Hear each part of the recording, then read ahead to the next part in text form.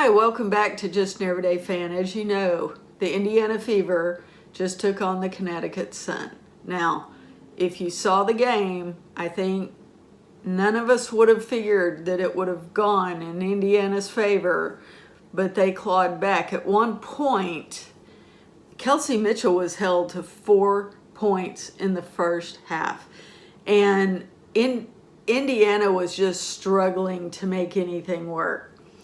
At one point, Connecticut had a 21-point lead.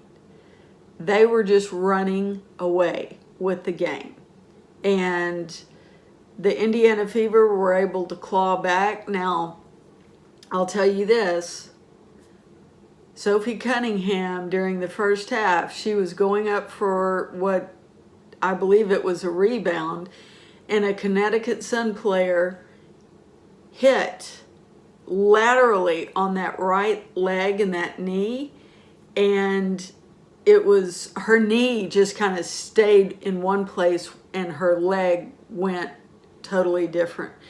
She grabbed her knee in the air and came down and hit the floor, continually holding that leg. So I knew she was out for the game. She never let go of that leg. Everyone surrounded her. She was able to hobble off the floor. We hope this is not a serious ACL injury or anything like that. Sophie, prayers are with you and the team. I hope everything's okay with the MRI. So, and your recovery on this. Hopefully, this is not a season ending, because she's worked very, very hard for this team. Now, there were a couple of outstanding things. So we did have a slow start. At one point, I thought the Connecticut were just going to take the Fever. The Fever they just did not look like a cohesive team the first half. Howard was really their only saving grace. She was there for rebounds and some really crucial misses on layups and putbacks.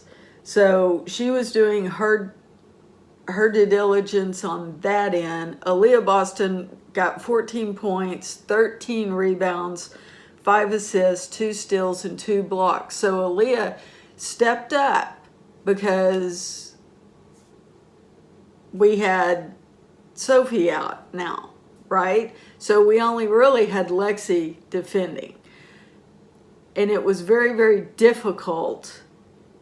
So Aaliyah took up more of a defensive, even though she was kind of in foul trouble, she took up a defensive kind of motion as far as on the floor. And she was able to put all of that together. Now, Mitchell didn't turn on until late in the game. And then she was on fire. She was making everything she shot was going in.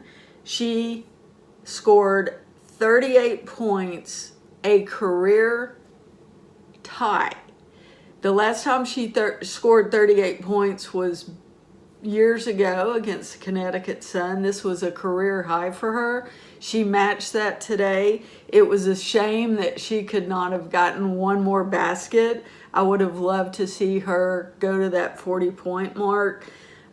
She also had 1 rebound, 6 assists, and 2 steals.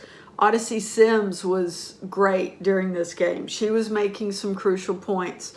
She scored 19 points with 4 rebounds and 7 assists. She stepped in. She did a great job for the team. Howard, as I said, she was all over the place, really. She was offensive, defensive.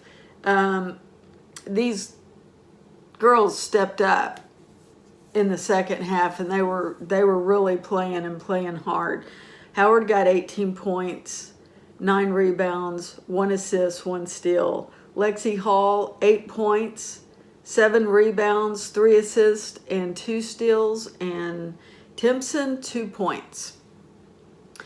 So now with that being said, we only have 9 games left for the Indiana Fever for the season, for the regular season. So it's not looking pretty. They do have 4 days off, so they get to go home. They get to rest, hopefully recoup, get a lot of practice in, and watch a lot of game film for Minnesota, because they are playing Minnesota on the 22nd and the 24th. So they're going to match up with Minnesota on the 22nd and 24th.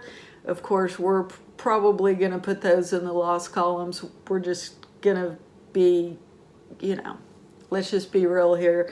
Minnesota has clinched the #1 position. They are, if you saw the New York game yesterday and the Minnesota game, they are just playing at a high level without Nafisa Collier. On the 26th, they take on Seattle. Now, Seattle, LA Sparks, Golden State Valkyries, Mercury, Chicago, Washington, and Minnesota again. So we play Minnesota 3 more times. Put those in the loss columns. They have put Mercury in the loss column. Just going to call it what it is. Unless they can pull something out.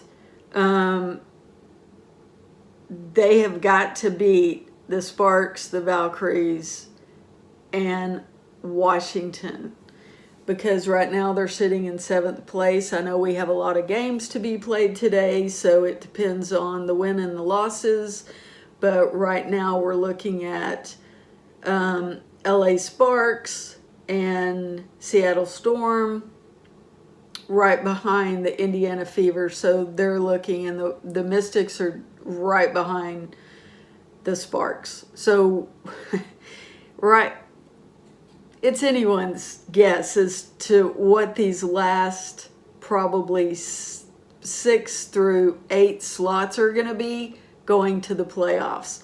I think we have, I'm going to say we have 5 through 1 pretty much solidified. Minnesota Lynx, Atlanta Dream, New York Liberty, Phoenix, and Vegas. They've won their last 6 games. So they're on a winning streak right now. So I'm going to say that those seed spots are pretty much solidified. It's going to be Golden State, Indiana, Seattle Storm, Washington, and the Sparks. Now,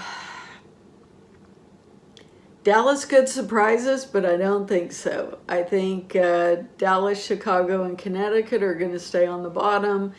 And so we have these 3 teams, Golden State, Indiana Fever, Seattle, 4 teams, and the Sparks vying for those last positions in the playoffs.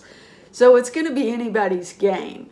I mean, this is getting tight. This is what everyone has done while they've made their moves. They've brought on other players, and they made trades during the period that they could make trades. So all of the strategies are coming down to now, and now it's going to be all the tactical offense and defense, which is provided by the coaches in the scouting reports. So as always, thank you for watching, supporting the channel, and I'll see you on the next one.